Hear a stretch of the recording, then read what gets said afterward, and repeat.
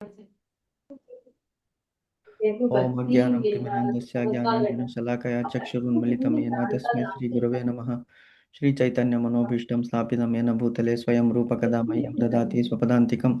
वन्देऽहं श्रीगुरो श्रीयुतपदकमलं श्रीगुरून् वैष्णवांश्च च श्रीरूपं साग्रजातं सहगणरघुनाथान्वितं तं सजीवं साद्वैतं सावधूतं परिजनसहितं कृष्णचैतन्यदेवं श्रीराधाकृष्णपादान् सहगणललिता श्रीविशाखान्वितांश्च नमो ओम विष्णुपादाय कृष्णप्रेष्ठाय भूतले श्रीमते भक्तिवेदांत स्वामिनीति नामिने नमस्ते सरस्वती देवी गौरवाणी प्रचारिणे निर्विशेष शून्यवादी पाश्चात्य देशधारिणे वाञ्छाकल्पतरुभ्यश्च कृपा सिन्धुभ्यः एव पतितानां पावनेभ्यो वैष्णवेभ्यो नमो नमः।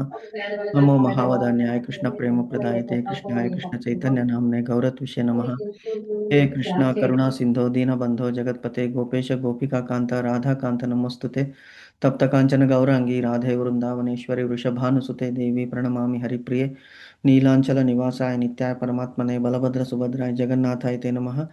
जय श्री कृष्ण चैतन्य प्रभु नित्यानंद श्री अद्वैत गदाधर श्रीवासादि गौर भक्तवृंद हरे कृष्ण कृष्ण कृष्ण हरे हरे हरे राम राम राम हरे हरे हरे कृष्ण कृष्ण कृष्ण हरे राम राम हरे हरे हरे कृष्ण कृष्ण हरे राम राम हरे हरे।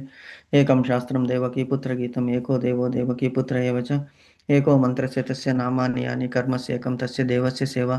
हरे कृष्ण कृष्ण कृष्ण हरे राम राम हरे हरे। हरे कृष्ण माता जी। హరే కృష్ణ ప్రభుజీ. హరే కృష్ణ మాతాజీ. సో శ్లోకాలు అప్పచెప్పుకుందామా? ఫస్ట్ చాప్టర్ ఇవాళ ఓకే. 40th శ్లోకం అనుకుంటాను. 40th నేను అయిపోయింది. 39 ప్రభుజీ. 39 ఓకే మాతాజీ. చెప్పమంటారా ప్రభుజీ? చెప్పండి మాతాజీ. కథం నా జేయ మస్మాభి పాపదర్శం నివర్తితం కులక్షయకృతం దోషం ప్రపాసర్యాది. ఇక్కడ రావట్లేదు ప్రభుజీ. ప్రపశ్యద్ ప్రపశ్యద్ ప్రా ప్రాపాశ్యాద్ ప్రపశ్యద్ ప్రపాస్యద్ జనార్దన్. జనార్దన. జనార్దన. మళ్ళీ ఒకసారి ప్రాక్టీస్ చేయండి మాతాజీ.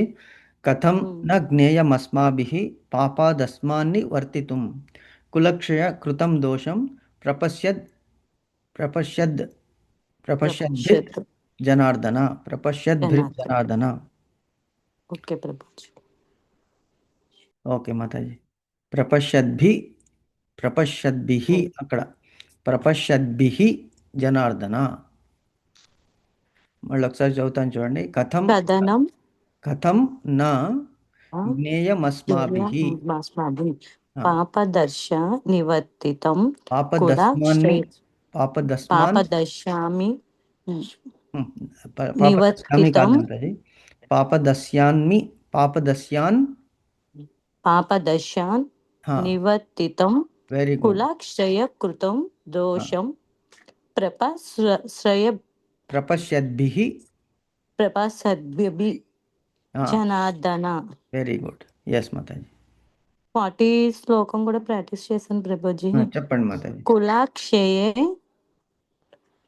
కులాక్షయే ప్రణశ్యాంతి కులధర్మ సనాతన ధర్మనిష్టే కులకృతనం అదోద్భవి భవతుతు. కొద్దిగా మళ్ళీ ప్రాక్టీస్ చేయాలి. కులక్షయే ప్రణశ్యంతి. చెప్పండి, నేను చెప్పినట్టు చెప్పండి. కులక్షయే ప్రణశ్యంతి కులధర్మ సనాతనాః ధర్మే నష్టే కులం కృత్స్యం అధర్మోభి భవత్యుతః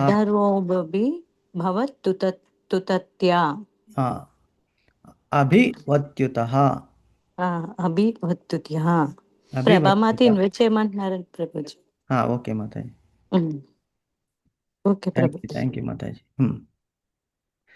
ఓకే నైస్.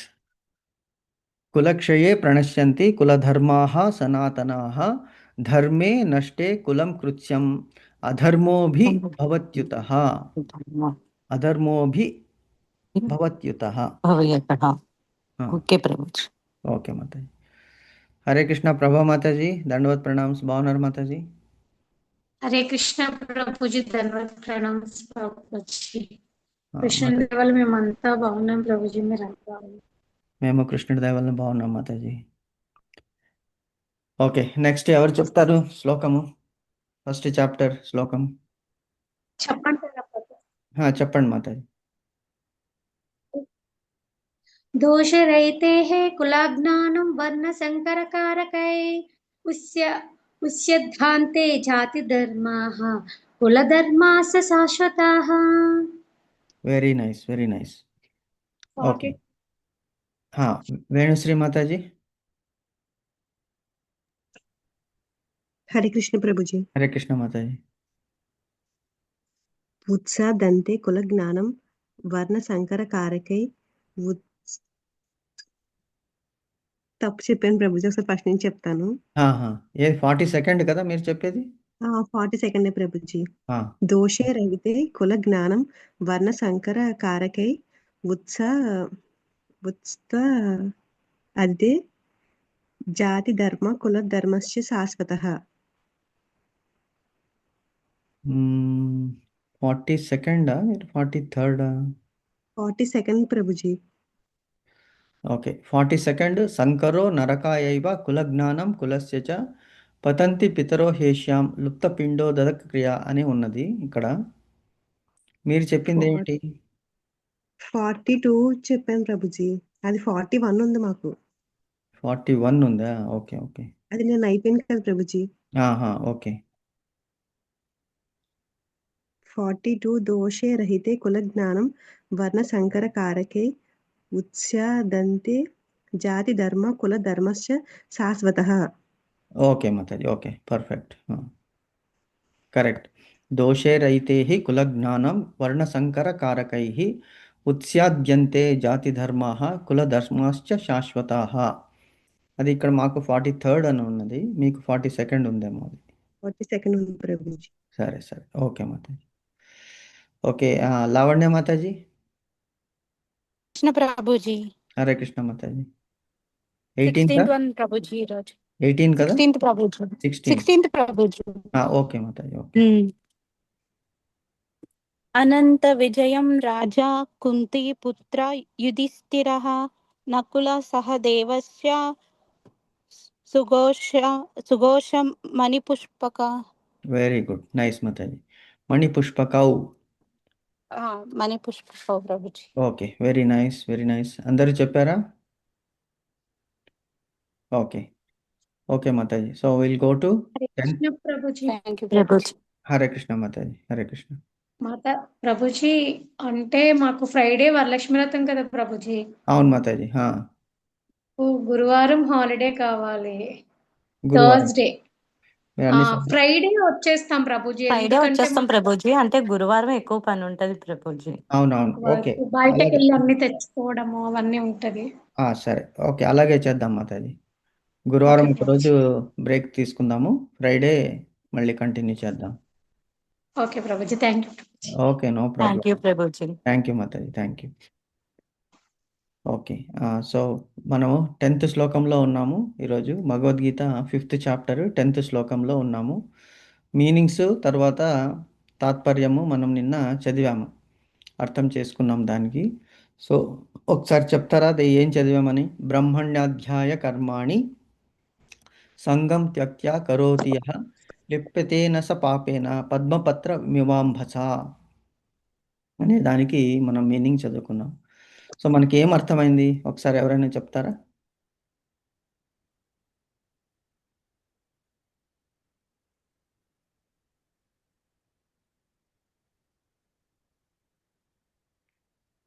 పద్మపత్ర ప్రభుజీ, మివాంభస. అంటే చెప్పండి మాతాజీ. మనము దేని మీద కూడా ఎక్కువ ఎఫెక్షన్ లేకుండా ఏదైనా తామరాకు నీటి బుట్టలో ఉండాలి అని చెప్పుకున్నాం కదా ప్రభుజీ. Correct. మానవ దేహాన్ని భగవంతుడు ఇచ్చాడు, దీన్ని మనము ఉమ్, ఆత్మ ఈజ్ పర్మనెంట్, బాడీ ఈజ్ శరీరం అనేది టెంపరీ. సో మనము ఆత్మని కరెక్ట్. ఆత్మకి ఆహారము పోషణ ఇవ్వాలి. సో ఆహారము అది కృష్ణ, అదే మన భగవంత్ నామస్మరణే మనకి ఆహారం. మనకి దేహానికి ఎలాగా ఆహారం కావాలో మన ఆత్మకు కూడా అదే. అది మన ఆత్మని శుద్ధి చేసి గోలోకధామానికి వెళ్ళగలమని చెప్పుకున్నాము. కరెక్ట్.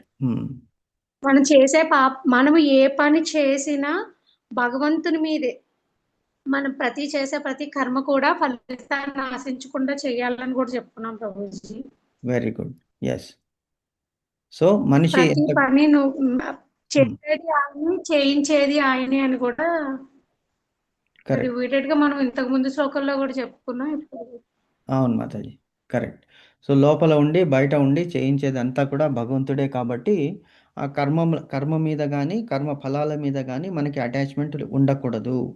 కర్మ ఫలాలన్నిటినీ కూడా భగవంతునికి సమర్పించి ఆ కర్మ ఫలాల మీద ఆసక్తి లేకుండా తన కర్తవ్యాలని నిర్వహించాలి. ఎలాగా అంటే ఎగ్జాంపుల్, తామరాకు మీద నీటి బిందువు. తామర చెట్టు నీళ్ళలోనే ఉంటుంది, అంటే మనం ఈ ప్రపంచంలోనే ఉన్నాము. సో మనల్ని ఎలాగ మనం మార్చుకోవాలంటే తామరాకులాగా మనల్ని మనం మార్చుకోవాలి. ఈ ప్రపంచంలోనే ఉంటూ కూడా, ప్రపంచంలో అన్ని కర్మలు చేస్తూ కూడా, తామర చెట్టు ఏముంటుంది, తామరాకు ఎలా ఉంటుంది, నీళ్ళలో ఉంటుంది. ఆ నీళ్ళలో ఉన్నటువంటి ఆ పోషక ఆహారాన్ని భూమిలో నుంచి తీసుకుని తనని తాను రక్షించుకుంటుంది. అలాగే మనము కూడా ఈ ప్రపంచంలో మనకి కావలసిన ఆహారాలని కూడా దేహానికి సమర్పించుకుంటాము. కానీ ఆత్మ ఎలా ఉండాలి అంటే we should be disconnected with this material world. So ఎలాగైతే తామరాకు మీద నీటి బిందువు అంటదు, అది ఉంటుంది కానీ ఉండనట్టు ఉంటుంది తామరాకు. అంటే తన మీద పెట్టుకుంటుంది, తన మీద ఈ లోకాల్లో ఏమేమి ఉన్నాయో అవన్నీ కూడా మనకి చూస్తున్నాము. అంటే ఇప్పుడు కళ్ళు తెరిచినప్పుడు మనము లోకంలో ఏమి జరుగుతున్నది చూస్తూనే ఉంటాము. ఫర్ ఎగ్జాంపుల్ టీవీ చూస్తాము, ఆర్ న్యూస్ పేపర్ చూస్తాము, ఆర్ వాట్సాప్ చూస్తాము, యూట్యూబ్ చూస్తాము, ఫేస్బుక్ చూస్తాము. ఇవన్నీ ఎందుకంటే ఈ ప్రపంచంలో ఉన్నాము కాబట్టి మనం ఈ ప్రపంచంలో మనం వీఆర్ ఎగ్జిస్టింగ్ ఉన్నప్పుడు ఇవన్నీ కూడా తప్పదు. అంటే కొన్ని బాంధవ్యాలు, కొన్ని సంబంధాలు మనం చూస్తూ ఉండాలి, లేకుంటే ఆ రిలేషన్షిప్ అనేటిది కంటిన్యూ అవ్వదు. కానీ అంటనట్లు ఉండాలి. మరి ఇప్పుడు చూస్తుంటాం కదా, ఇప్పుడు వాట్సాప్లో మెసేజ్ల మీద మెసేజ్లు వచ్చేస్తుంటాయి. ఎన్నో గ్రూపుల్లో ఉంటాము. వాళ్ళు ఒకళ్ళ మీద ఒకళ్ళు చేసిన దాని మీద ఇంకొకళ్ళు కామెంట్ చేసుకుంటూ, తిట్టుకుంటూ, కొట్టుకుంటూ ఆ గ్రూప్లో అలాగ ఉండకూడదు. మనం ఆ గ్రూప్లో ఉండాలి. ఎందుకు? అందులో మంచివి కూడా వస్తాయి, చెడువి కూడా వస్తాయి. అలాగే ఫేస్బుక్లో మంచిది వస్తుంది, చెడుది వస్తుంది. టీవీలో మంచిది వస్తుంది, చెడుది వస్తుంది. న్యూస్ పేపర్లో మంచి వస్తుంది, చెడు వస్తుంది. సో మంచి ఎలాగా మనము హంస పాలని మట్టుకే గ్రహించి నీళ్ళని వదిలివేస్తుందో అలాగే మనం కూడా మంచిదాన్ని అలవరుచుకోవాలి. ఆ మంచిది ఏమిటి? భగవంతునికి హితమైనటువంటివి అయితేనే మనం తీసుకోవాలి. సో అటువంటివి మనము తీసుకుంటూ స్వీకరిస్తూ ముందుకు వెళ్ళిపోవాలి. సో అంటనట్లు ఉండడం అంటే ఉండాలి, ఉండనట్లు ఉండాలి అనేటువంటిది. ఈ భావన అనేటువంటిది చాలా కష్టము యాక్చువల్గా. ఎందుకంటే ప్రపంచంలో ఉన్నప్పుడు ఆ మాయాదేవి యొక్క ప్రభావం మన మీద ఉంటుంది. అంటే మనము ఈ ప్రపంచము నుంచి, భౌతిక ఆకర్షణల నుంచి ఎంత దూరం జరుగుతూ ఉంటామో అప్పుడు ఆ పట్టు, అంటే దుర్గాదేవి యొక్క పట్టు కూడా అంత సడిలం అవుతుంది, లేకపోతే జటిలం అయిపోతుంది. సో మనము భగవంతుని వైపు వెళ్తున్నాం అంటే ఒక రబ్బర్ ఎలాస్టిక్ ఉంటుంది కదా, ఆ ఎలాస్టిక్ లాగుతున్నాం అనమాట. మనం ఎలాగా భౌతిక జగత్తు నుంచి విడవడడానికి ప్రయత్నం చేస్తున్నాం. బాగా గట్టిగా లాగితే ఏమవుతుంది? రబ్బరు బ్యాండ్ అది పగిలిపోతుంది, అది ఏమవుతుంది, కట్ అయిపోతుంది. సో అలాగా మనకి భౌతిక జగత్తు నుంచి కట్ చేసుకోవాలి మనల్ని మనం అంటే తీవ్రంగా మనల్ని మనము భగవంతుని వైపు, కృష్ణుని వైపుకు లాక్కోవాలి. అప్పుడు కష్టమవుతుంది కదా. ఇప్పుడు ఎలాగా భౌతిక జగత్తు నుంచి వీడి కృష్ణుని వైపు వెళ్ళాలంటే అంత సులభం కాదు.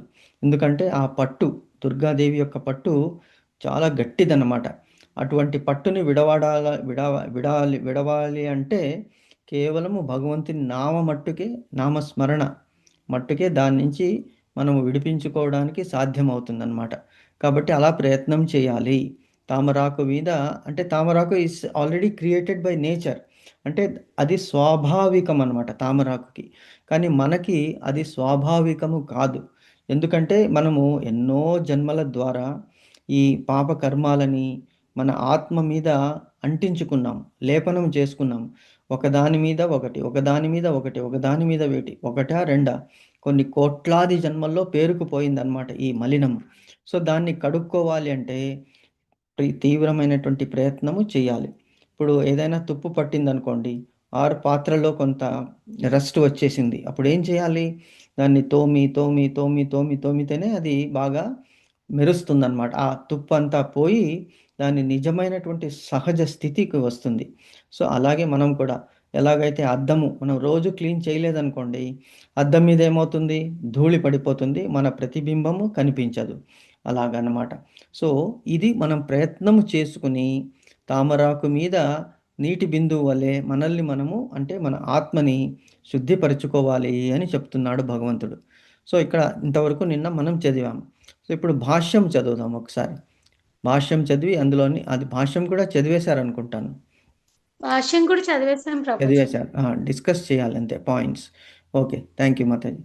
సో ఇక్కడ బ్రహ్మణి అంటున్నాడు భగవంతుడు. ఏమిటి బ్రహ్మణి అంటే? దేవాది దేవుని, దేవాది దేవుడు. బ్రహ్మ అనేటువంటిది చాలా మీనింగ్స్ ఉన్నాయి. బ్రహ్మ అంటే మనకి చతుర్ముఖ బ్రహ్మ కూడా అవ్వచ్చు. బ్రహ్మ అంటే భగవంతుడిని కూడా అదే పేరుతో పిలుస్తాము. తర్వాత బ్రహ్మాండము అంటే బ్రహ్మ అంటే పరబ్రహ్మ అంటే భగవంతుడు క్రియేట్ చేసినటువంటి ఈ అండము. అంటే అండం అంటే ఎగ్. ఈ ఎగ్ అంటే ఒక గోళాకారంలో ఉన్నటువంటి ఈ విశ్వమంతా కూడా భగవంతుడు క్రియేట్ చేశాడు. కాబట్టి ఆ బ్రహ్మాండంలో బ్రహ్మాండాన్ని క్రియేట్ చేసినటువంటి బ్రహ్మ ఎవరు? భగవంతుడు. అతనితో ఏమని చెప్తున్నాడు? కృష్ణ చైతన్యము అని అర్థము. అంటే బ్రహ్మకి ఇంకొక అర్థం కూడా కృష్ణ చైతన్యము. మనం పఠిస్తున్నది అదే అన్నమాట. సో సాంకేతికంగా అంటే ఇండికేషన్ అంటే దాని గురించి ఇండికేట్ చేస్తున్నాడు అనమాట, చూపిస్తున్నాడు. ఏమని? ప్రధాన అని పిలువబడు భౌతిక జగత్తు ప్రకృతి త్రిగుణముల సంపూర్ణ ప్రదర్శన. సో ఈ త్రిగుణాలు మనకి తెలుసు. ఏమిటి? సత్వగుణము, రజోగుణము, తమోగుణము. సత్వగుణము దేవతలలో చాలా ఎక్కువగా ఉంటుంది, చాలా ఎక్కువ ఉంటుంది దేవతలలో. రజోగుణము మానవులలో ఎక్కువ ఉంటుంది. మానవుల్లో తమోగుణం ఉండేటువంటి వాళ్ళు కూడా ఉన్నారు. అలాగే మానవుల్లో ఎక్కువ సత్వగుణం ఉన్నదనుకోండి, రాక్షసుల్లో ఏముంటుంది? ఎక్కువ తమోగుణం ఉంటుంది. మానవులలో రజోగుణం ప్రధానంగా ఉంటుంది. అది కావాలి, ఇది కావాలి, అది చేయాలి, ఇది చేయాలని కోరికలు ఎక్కువ ఉంటాయి. అందులో మళ్ళీ మానవుల్లో కూడా 3 రకాలు ఉంటారు. శుద్ధ సత్వగుణం ఉన్నటువంటి వాళ్ళు ఎప్పుడూ మంచినే చేస్తూ ఉంటారు, ఎప్పుడూ భగవంతుణ్ణి తలుస్తూ ఉంటారు. పూజలు, గుళ్ళకి వెళ్ళడము, తీర్థయాత్రలకి వెళ్ళడము, బంధువులకి తోటి వాళ్ళకి సహాయం చేయడం, అడగకుండానే సహాయం. అందుకే వాళ్ళని సుహృద్ అంటారు. సుహృద్ అడగకుండానే చలించి వాళ్ళ కష్టాలకి ఎవరైనా మనం చూస్తుంటాం, వెంటనే స్పందించి వాళ్ళకి మనం హెల్ప్ చేస్తాం. ఇది సత్వగుణం యొక్క ప్రతీక. ఫర్ ఎగ్జాంపుల్ మనకి రోజు చూస్తుంటాం, వీధిలో ఎంతోమంది వస్తుంటారు, వాళ్ళకి చెప్పులు ఉండవు, చిరిగిపోయిన బట్టలు వేసుకుంటారు. ఇంటి ముందుకి ఎద్దులాడించేవాడు వస్తుంటాడు, అడుక్కునేవాడు వస్తుంటాడు, ఇంకోడు వస్తుంటాడు, గిన్నెలు మార్చడానికి బట్టలు తీసుకొని గిన్నెలు ఇచ్చేవాళ్ళు వస్తుంటారు. చాలామంది. అంటే ఇప్పుడు తగ్గిపోయింది, ఇంతకుముందు చాలా ఉండేది. అయినప్పటికీ ఇప్పటికీ మేము చూస్తున్నాము. కొంతమంది ఏం చేస్తారు, పిల్లల్ని ఎత్తుకొని కాళ్ళకి చెప్పులు లేకుండా చిరిగిన చీరలతో కూడా ఎంతోమంది మనకు కనిపిస్తుంటారు, చిరిగిన దుస్తులతో. సో అప్పుడు ఏమంటే మనం చూడంగానే అయ్యో అనిపించి వాళ్ళని పిలిచి మన దగ్గర ఉన్నటువంటి ఆ చీరలని కానీ దుస్తుల్ని కానీ వాళ్ళకి ఇస్తాం. సో ఇది ఎవరు అంటే సుహృదు, అంటే మంచి సత్వగుణము కలిగినటువంటి వాళ్ళు ఇలా స్పందిస్తారు. అలాగే రజోగుణం, అది కావాలి, ఎదురింట్లో అది కొన్నారు, పక్కింట్లో ఇది కొన్నారు, అది మనకి కావాలి, ఇది టీవీలో మనం చూస్తున్నాం అడ్వర్టైజ్మెంట్స్, ఇవి కావాలి, అంటే రజోగుణం ఎక్కువ ఉన్నది. తమోగుణం అంటే అసలు ఏది పట్టించుకోకుండా అసలు లేజియస్ట్, అంటే ఉన్న చోట అలాగే పడుకొని ఉండడము, తిండి మీద తిండి, కాలు మీద కాలు వేసుకొని టీవీ చూస్తూ ఉండడము, మ్యూజిక్ వింటూ ఉండడము, సినిమాలకు వెళ్ళడము, పార్టీలకు వెళ్ళడము. అంటే అసలు జీవితం అంటే enjoy, we have to enjoy. ఎందుకు రేపు ఎవరు చూశారు మనకి తెలియదు. ఇదే ఒకటే బ్రతుకు ఉన్నది. ఆ బ్రతుకులో కూడా మనకి ఎంజాయ్ చేసేటువంటి టైం తక్కువ ఉన్నది అని కొంతమంది. సో వీళ్ళందరూ ఏం చేస్తారు? వీళ్ళందరూ ఏ గుణానికి? తమో గుణానికి ప్రతీకలు. సో సత్వగుణము, రజోగుణము, తమో గుణము చేత ఈ ప్రకృతి మనల్ని డామినేట్ చేస్తుందన్నమాట. సో భౌతిక జగత్తు ప్రకృతి త్రిగుణముల సంపూర్ణ ప్రదర్శన. సర్వం హేతద్ బ్రహ్మ అని మాండూకోపనిషత్తులో చెప్పాడు అనమాట. అంటే ఏమిటి? సర్వం హేతద్ బ్రహ్మ అంటే హేతువు అంటే కారణము, అన్నిటికీ కారణము బ్రహ్మ. బ్రహ్మ అంటే ఎవరు? భగవంతుడు. భగవంతుడే కూడా అనుకున్నాం మీనింగ్. సో అంటే ఈశ్వరో పరమో కృష్ణ సచ్చిదానంద విగ్రహ అనాదిరాదిర్ గోవింద సర్వకారణ కారణమని మనం చెప్పుకుంటూ వస్తున్నాం. సో అది మాండూకోపనిషత్తులో కూడా దాన్ని ప్రమాణీకరిస్తున్నారు. ఏమిటి? సర్వం హేతద్ బ్రహ్మ, అన్నిటికీ కారకుడు బ్రహ్మ. కారకుడు బ్రహ్మ అంటే మన కర్మలని మనకి ఇచ్చేటువంటి వాడు. మన కర్మలని చేసినటువంటి ఫలితాలని ఆయా టైంలో ఎప్పుడు కర్మము ఆ ఫలితం ఎప్పుడు వస్తుంది అంటే ఎప్పుడైతే మనం బీజం నాటుతామో నెక్స్ట్ ఇమ్మీడియట్గా మనకి ఆ చెట్టు మొలకెత్తదు, దానికి కొంత టైం పడుతుంది. అలాగే మనం చేసినటువంటి కర్మలకి ఆ టైం ఎప్పుడు పండుతుందో మనం అంటాం కదా, వాడు ఎంతటి పాపాత్ముడు అయినప్పటికీ వాడు హ్యాపీగా ఉన్నాడు, వాడి పాప కర్మలు పండితేనే వాడికి తెలుస్తుంది అని అనుకుంటుంటాం. అంటే పండడం అంటే ఏమిటి? ఆ పాపపు కుండ నిండాలి, నిండినప్పుడు అతనికి ఆ పాప కర్మల యొక్క ఫలితము లభిస్తుంది. అంటే ఇంకా ఒలికిపోతున్నప్పుడు భగవంతుడు ఆ కర్మని ఇస్తాడనమాట. సో అది బ్రహ్మం సర్వధేతద్ బ్రహ్మ అని మండుకోపనిషత్తులో చెప్తున్నది. అలాగే తస్మాత్ ఏతద్ బ్రహ్మనామ రూపమన్నం చ జాయతే, అది కూడా ముండకోపనిషత్తులో చెప్తున్నది అనమాట. దీనికి కూడా ఏమి అర్థము? తస్మాత్ ఏతద్ నామ రూపమన్నం చ జాయతే అంటే బ్రహ్మదేవుని యొక్క అంటే పరమాత్ముని యొక్క రూపము నామము వీటన్నిటి వలన ప్రభావం వలనే ఏమిటి? తస్మాత్ ఏతద్ అనేటువంటిది రూపమన్నం చ జాయతే. అన్ని కార్యక్రమాలు అన్ని కార్యాలు కూడా భగవంతుని ఆ రూపము నామము మహిమ లీల గుణాలతోనే జరుగుతున్నది అని చెప్తున్నది అనమాట. సో ఇవి వేద మంత్రాలు. అలాగే భగవద్గీతలో ఏం చెప్తున్నది? 14.3లో మమ యోనిర్ మహద్ బ్రహ్మ అంటే ఈ శ్లోకంలో కూడా భగవంతుడు చెప్తున్నాడు ఏమని? భౌతిక జగత్తులోని సమస్తము బ్రహ్మము యొక్క శక్తి ఏనని సూచించును అనుకున్నాం కదా. అంతర్బహిత్స తత్సర్వం వ్యాప్త నారాయణో స్థిత. అంతర్బహిత్స తత్సర్వం వ్యాప్త నారాయణ స్థిత అనేటువంటిది మనం అంటే లోపల ఉన్నాడు బయట ఉన్నాడు భగవంతుడు. వ్యాప్త నారాయణ స్థిత, హరి అన్ని చోట్ల ఉన్నాడు భగవంతుడు, అన్ని చోట్ల ఉన్నాడు భగవంతుడు. అందుకే అతనికి విష్ణు అని పేరు. విష్ణు అంటే సర్వవ్యాపి అని అన్నమాట. విశ్వం విష్ణుర్ వషట్కారహో అనేటువంటి విష్ణు సహస్రనామ స్తోత్రంలో వస్తుంది. విశ్వం విష్ణుర్ వషట్కారో భూత భవ్య భవ సనాతన భగవంతునికి చూపిస్తుంది. సనాతనుడు అంటే అనాది కాలంగా ఉన్నాడు భగవంతుడు. అనంత కాలం వరకు భగవంతుడు ఉంటాడు. అంటే there is no beginning, there is no end. కాబట్టి అతని వల్లనే అన్నీ జరుగుతున్నాయి అనేటువంటిది మాటికి భగవంతుడు చెప్తున్నాడు. 4th చాప్టర్లో కూడా భగవంతుడు అర్జునుడు అడిగాడు ఏమని? ఈ భగవద్గీత అనేటువంటిది నేను ఎప్పుడో సూర్య భగవంతునికి చెప్పాను. సూర్య భగవంతుడు తన కొడుకైనటువంటి వివస్వాన్ మనునికి చెప్పాడు. వివస్వంతుడు తన కుమారుడైనటువంటి ఇక్ష్వాకుకి చెప్పాడు. ఇక్ష్వాకు తన పుత్రులకి చెప్పాడు అనేటువంటిది చెప్తాడనమాట భగవంతుడు. అర్జునుని డౌట్ క్లియర్ చేస్తాడు. కానీ అర్జునుడు అడుగుతాడు, సరే నువ్వు చెప్పావు, మరి నేను ఎలాగ అర్థం చేసుకోవాలి? నువ్వు సమకాలీకులములే కదా, మరి నువ్వు అంతకాలం నుంచి వాళ్ళకి చెప్పావు అంటే అర్జునుడికి కృష్ణుడు అంటాడు, నీకు ఈ జన్మ ఒక్కటే గుర్తున్నది, కానీ నాకు నీ అనేక జన్మలు గుర్తున్నాయి. ఎందుకంటే నాకు పుట్టుక గిట్టుక అనేటువంటిది లేదు, కాబట్టి నాకు అన్నీ గుర్తున్నాయి అని అర్థం చేసుకోమని చెప్తాడనమాట. కాబట్టి అది భగవంతుని యొక్క లీలలు మనం అర్థం చేసుకోవడానికి ట్రై చేయాలి. సో అన్నీ భగవంతుని శక్తి అని నిరూపిస్తుంది అన్నమాట ఈ శ్లోకాలు. కాబట్టి జగత్తులోని కార్యాలు తమకు కారణమైన బ్రహ్మము కంటెను భిన్నముగా వ్యక్తీకరించబడినను నిజమునకు అది కారణమునకు అభిన్నమై ఉండును. అంటే ఏమిటి, ఇలాగే ఏమర్థమవుతుంది ఇక్కడ? జగత్తులోని పనులన్నీ కూడా దానికి కారణం ఎవరు? సర్వకారణ కారణం. తేన వినా తృణమపి నా చలతి అని విన్నాం కదా. నువ్వు తప్ప నీ ఆజ్ఞకి మీరి, తృణము అంటే గడ్డిపోచ కూడా అలుగాడదు.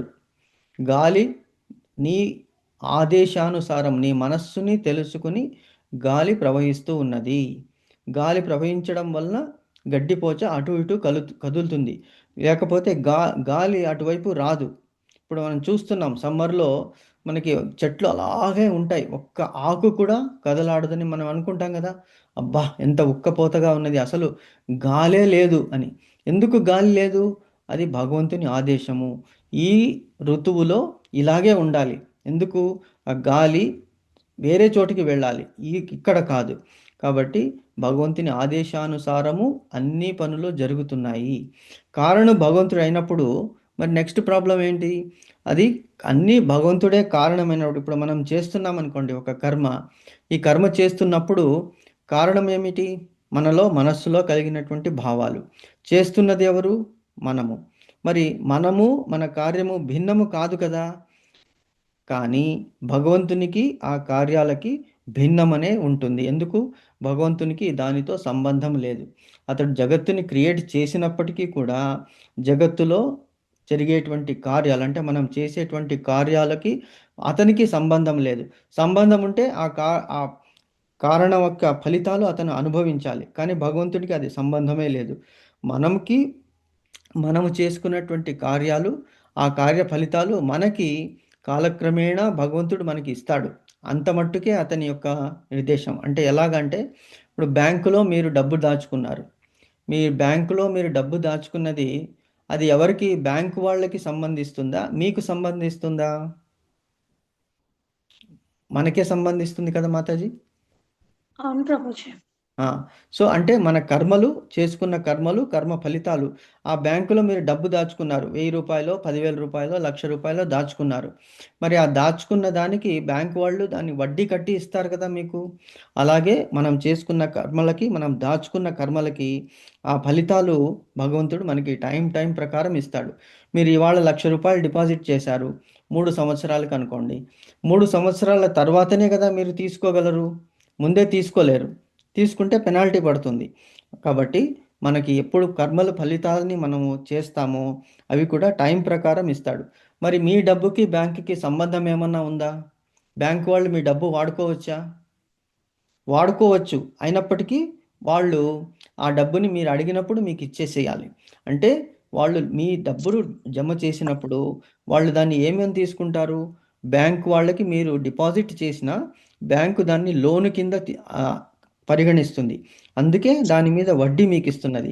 మనము బ్యాంకులో లోను తీసుకుంటే ఆ డబ్బులు బ్యాంకుకి చెందింది, మనకి చెందినవి కాదు. కాబట్టి మనం టైం ప్రకారం ఆ డబ్బుని, ఆ లోను కట్టివేయాలి. సేమ్ థింగ్ హ్యాపన్స్ లైఫ్లో కూడా. మనం చేసుకున్నటువంటి పుణ్యాలు, చేసుకున్నటువంటి పాపాలు. చేసుకున్నటువంటి పుణ్యాలు అంటే ఏమిటి? మనము బ్యాంకులో చేసేటువంటి డిపాజిట్ డబ్బులు అన్నమాట.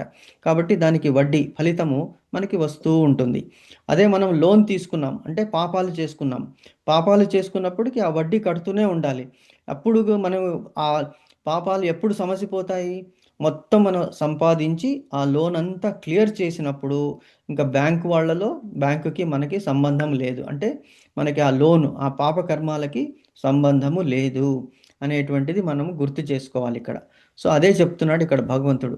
ఏమిటి అంటే, బ్యాంకు వాళ్ళు ఎలాగైతే డబ్బులతో లావాదేవీలు చేస్తుంటారో భగవంతుడు కూడా మనం చేసినటువంటి పాపము పుణ్యం అనేటువంటిది సపరేట్గా అకౌంట్ పెడతాడు భగవంతుడు.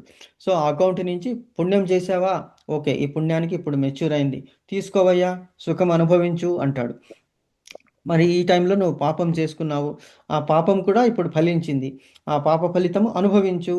అందుకే బాధలు, రోగాలు, దుఃఖాలు, ఆది వ్యాధి, మనసుకి సంబంధించినటువంటి ఆది వ్యాధి, దేహానికి సంబంధించింది. సో 3 తాపాలు, ఆది దైవిక్, ఆది భౌతిక్, ఆధ్యాత్మిక్. ఇవన్నీ కూడా మనకి టైంగా భగవంతుడు ఇస్తున్నాడు. సో దాన్ని ప్రసాదంగా స్వీకరించాలి. ఎందుకంటే అవన్నీ మన కర్మ ఫలితాలే. కానీ మనం ఆ కర్మ ఫలితాలని అనుభవించేసేయాలి. వద్దు అని అనుకోకూడదు. అనుభవించేస్తే మనకి ఆ కుండ ఎంటీ అయిపోతుంది. పాపపు కుండ, పుణ్యపు కుండ రెండూ కూడా ఎంటీ అయిపోయినప్పుడు మనకి మోక్షం అనేటువంటిది లభిస్తుంది. కాబట్టి సుఖం వచ్చినా, దుఃఖం వచ్చినా, కష్టం వచ్చినా, నష్టం వచ్చినా, బాధ వేసినా, సుఖం వేసినా కూడా అన్నీ శ్రీకృష్ణార్పణం. భగవంతుడి ఇచ్చింది భగవంతునికే చెందుతుంది.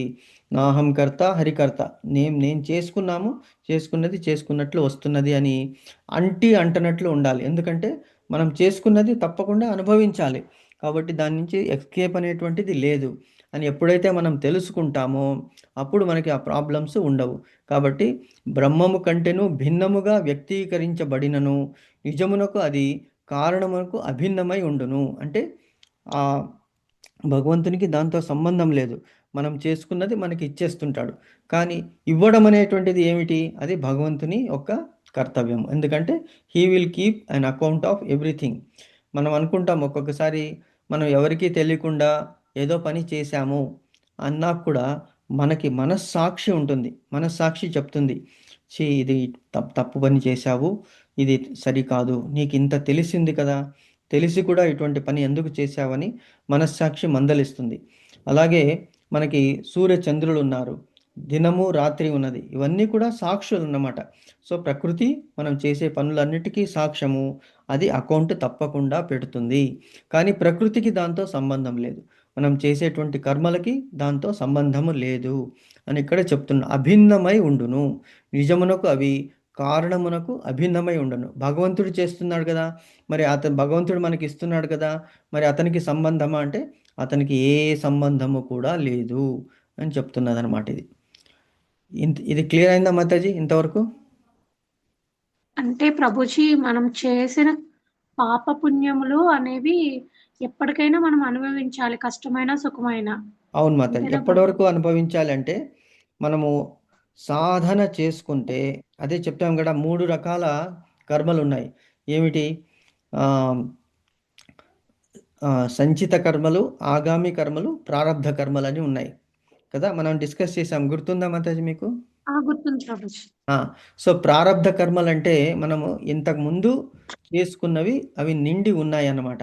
నిండి ఉన్నాయి, అవి ఆల్మోస్ట్ రెడీ, మెచ్యూర్ అయిపోయింది, అవి అనుభవిస్తున్నాం ఇప్పుడు. అవన్నీ అనుభవిస్తున్నవన్నీ కూడా ప్రారబ్ధ కర్మలు. సంచిత కర్మలు అంటే మనము జమ చేస్తూ ఉన్నాం ఇప్పుడు మనం కూడా పెడుతున్నాం. ప్రారబ్ధము ఆల్రెడీ ఎర్న్డ్, డిడ్, మనం ఆల్రెడీ డిపాజిట్ చేసేసినవి. సంచిత కర్మలు అంటే కూడబెడుతున్నాం. ఇప్పుడు ఒక్కొక్క రూపాయి కూడబెట్టి బ్యాంకులో, రోజుకి రూపాయి వెళ్ళి బ్యాంకులో ఇవ్వలేం కదా, అది ఒక 10,000 1,00,000 అయినప్పుడు మనం అక్కడికి వెళ్ళి తెస్తాం. అదే మన ఎస్బీ అకౌంట్లో పడుతూ ఉంది, రూపాయి, 10 రూపాయలు, 100 రూపాయలు అలాగా. అవన్నీ కూడా సంచిత కర్మలు. ఆగామి కర్మలు అంటే ఇంకా ముందు, రేపటి నుంచి ఆర్ నెక్స్ట్ క్షణం నుంచి చేసేటువంటి కర్మలు. ఇవన్నీ కూడా మనం అనుభవించాలి. ఎప్పటి వరకు అంటే భగవంతుని దర్శనం అయ్యేంత వరకు. అపరోక్ష జ్ఞానము అంటారు దానికి. అంటే భగవంతుని దర్శనం ఎలాగవుతుంది? తీవ్రమైనటువంటి కృషి చేసినప్పుడు, తీవ్రంగా భగవంతుని ఆరాధించినప్పుడు. అంటే శిశువు తల్లిని ఎలా కోరుకుంటుందో అలాగా భగవంతుని నేను విడిచి ఉండలేను అనేటువంటి తపన మనలో ఉన్నప్పుడు భగవంతుడు కరుణ మీద ఏం చేస్తాడంటే సంచిత కర్మలు, ఓకే ఇప్పటి నుంచి నువ్వు కూడబెట్టావు కదా, అది ప్లస్ ముందు అంటే ఎన్నో జన్మలు వచ్చినప్పటికీ కూడా ఇంకొక జన్మ ఉందనుకోండి, ఆ జన్మలో చేసేటువంటి కర్మలు ఇవన్నీ కూడా నేను నీకు మాఫ్ చేస్తాను. ఎలాగైతే బ్యాంక్ వాళ్ళు రుణమాఫీ అంటారు కదా, వడ్డీ తర్వాత అసలు 2 మాఫీ చేస్తారు. ఎప్పుడు? ఒకప్పుడు ఫ్లడ్స్ వచ్చాయి, వరదలు వచ్చాయి, ఆర్ కరువు వచ్చింది, ఆర్ పంట నష్టమైంది, పురుగులు పడ్డాయి. అప్పుడు ఏమవుతుంది? బ్యాంక్ వాళ్ళు ఆ రుణాన్ని మాఫీ చేస్తారు. లోన్ వేవర్ అంటారు దాన్ని.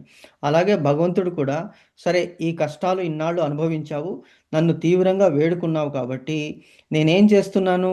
సంచిత కర్మలు కూడబెట్టినవి, ఇప్పటి నుంచి కూడబెడుతున్నవి ముందు కూడబెట్టాలని. ఎందుకంటే నీకు ఎన్నో జన్మలు ఉండవచ్చు ముందు, ఆ జన్మల్లో కూడా నువ్వు పాపకర్మాలు పుణ్యకర్మాలు అనుభవించవచ్చు. ఆ రెండిటిని కూడా లేకుండా చేస్తాను అని కరుణతో భగవంతుడు దర్శనమిస్తాడు. దర్శనం ఇచ్చినప్పుడు ఏమవుతుంది, ఇంకా ఏ పనులు చేసినా ఏ కర్మ చేసినా కూడా అంటే చెయ్యనివ్వడు. పాప కర్మలు కానీ పుణ్యకర్మలు కానీ భగవంతుడు చెయ్యనివ్వడు. ఎందుకంటే ఒక్కసారి భగవత్ సాక్షాత్కారం అయిపోయిన తర్వాత జ్ఞానోదయం అవుతుందన్నమాట. ఎలాగైతే జడభరతునికి అయింది కదా అలాగా. అప్పుడు ఏమవుతుంది, మరి జడభరతునికి అయినప్పటికీ కూడా మళ్ళీ ఎందుకు జన్మ తీసుకున్నాడంటే ప్రారబ్ధ కర్మ మిగిలి ఉంది, అంటే ఇంతకు ముందు చేసుకున్నది. దాన్ని కూడా భగవంతుడు చాలా చిన్నగా చేసేస్తాడు.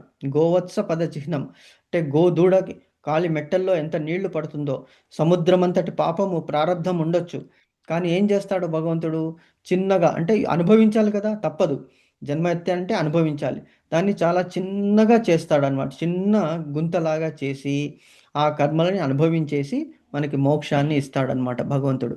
సో అది అతని యొక్క అహైతుకి కృప. అంటే వితౌట్ ఎనీ రీజన్ తల్లికి పిల్ల మీద ప్రేమ ఎందుకుంటుంది, తనలో నుంచే పుట్టాడు కాబట్టి, పిల్లవాడు కానీ పాప కానీ. కాబట్టి కరుణతో ఏం చేస్తుంది, మాఫ్ ఎక్స్క్యూజ్ చేసేస్తుంది, తప్పులు చేసినప్పటికీ కూడా ఓకే ఇంకా మీద చెయ్యకు అని తను మందలించి వదిలిపెట్టేస్తుంది అనమాట. సో అది దీనికి మీరు అడిగిన క్వశ్చన్కి ఆన్సర్ అనమాట. క్లియర్ అయిందా మాతాజీ? క్లియర్ అయింది ప్రభుజీ. ఓకే మాతాజీ. ప్రభుజీ నాకు డౌట్ చెప్పండి అడగమంటారా? మాతాజీ, చెప్పండి. కృష్ణుడు కర్ణుడి దగ్గరికి ఏ రూపంలో వెళ్ళాడు ప్రభుజీ? కరుణుని దగ్గరికా? ఆ, అంటే రూపం మార్చుకుని వెళ్ళారని చెప్పారు కదా ప్రభుజీ, ఏ రూపంలో వెళ్ళారని నాకు డౌట్. కృష్ణుడు కరుణుని దగ్గరికి ఎందుకు రూపం మార్చుకుని వెళ్ళాడు? కర్ణుడు ప్రభుజీ. కర్ణుడు అదే ఆ, కర్ణుడు కదా. అవును ప్రభుజీ. కర్ణుని దగ్గరికి కృష్ణుడు వేషం వేసుకొని మార్చుకొని వెళ్ళలేదు, ఇంద్రుడు. ఇంద్రుడా ప్రభుజీ? కృష్ణుడు అని వెళ్ళాడు. చెప్పారు ప్రభుజీ నాకు. నేను చెప్పానా? కాదు ప్రభుజీ, నాకు తెలిసిన లేదు వాళ్ళు లేదు కృష్ణుడు అని చెప్పారు, అందుకని నాకు డౌట్ వచ్చింది, అందుకని మిమ్మల్ని లేదు అడిగాను మాతాజీ, ప్రభుజీ. కృష్ణుడు ఎప్పుడు మారువేషం ఒక్కసారి వెళ్ళాడు. ఎప్పుడంటే జరాసంధుని సంహరించడానికి కృష్ణుడు, భీమసేనుడు, అర్జునుడు వెళ్ళారనమాట మారువేషంలో, బ్రాహ్మణ రూపంలో వెళ్ళారు. జరాసంధుడు బ్రాహ్మణులకి చాలా గౌరవం ఇచ్చేటువంటి వాడు, శివుని ఆరాధించేటువంటి వాడు. కాబట్టి అప్పుడు మట్టుకే మారువేషంలో వెళ్ళారు వాళ్ళు, బ్రాహ్మణ వేషంలో. ఇంద్రుడు మట్టుకు అర్జునుని తండ్రి కదా ఇంద్రుడు. సో ఇంద్రుడు ఏం అవును చేస్తాడంటే ప్రభుజీ. కర్ణుని దగ్గరికి కవచ కుండలాలు అర్థించడానికి బ్రాహ్మణ రూపంలో వెళ్ళాడు అనమాట. కృష్ణుడు ఎప్పుడు డైరెక్ట్గానే వెళ్ళాడు, డైరెక్ట్గా వెళ్ళి చెప్పాడు, పాండవులందరూ కూడా నీ సహోదరులు. నేను అదే అన్నాను ప్రభుజీ, కానీ లేదు మారువేషంలో వెళ్ళారు అన్నారు ప్రభుజీ, అందుకే మిమ్మల్ని అడిగాను లేదు ప్రభుజీ. మాతాజీ, అది అంటే మనం కరెక్ట్గా ఓన్లీ ప్రభుపాదుల వారి పుస్తకాలు చదవాలి మాతాజీ, అందుకే కరెక్ట్గా మనకి డైరెక్షన్ లభిస్తుంది అక్కడ. అటు ఇటు మిక్సర్ ఉండదు అందులో.